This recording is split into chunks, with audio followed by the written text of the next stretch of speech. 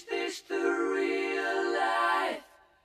Is this just fantasy? Caught in a landslide, no escape from reality. Els telèfons mòbils que utilitzem pràcticament tots cada dia contenen molta química, tot i que no ho saben.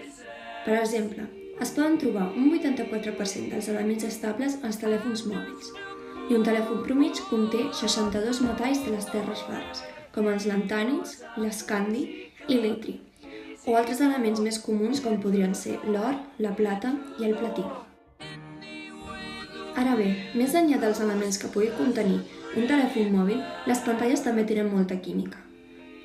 Existeixen dos tipus de pantalles tàctils. La primera és la pantalla tàctil resistiva, que reacciona a qualsevol contacte.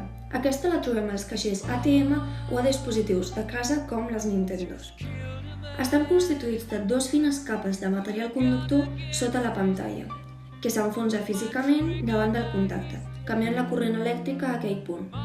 El programa ho detecta i reacciona i fa alguna acció específica d'aquell punt. D'altra banda, trobem la pantalla que està als nostres telèfons mòbils, la pantalla tàctil capacitiva. Aquesta està constituïda per un vidre recobert amb una fina capa transparent d'una substància conductora, normalment òxid d'estany d'indi. Aquesta actua com a capacitor, és a dir, com a un emmagatzemador de corrent elèctric. Aquest corrent entra al dit en contacte i la pantalla enregistra una caiguda de voltatge en un punt que processa el programa i reacciona i, al final, acaba fent una acció. La corrent elèctrica entra al nostre dit perquè és un conductor elèctric, ja que conté sal i humitat que formen una solució iònica.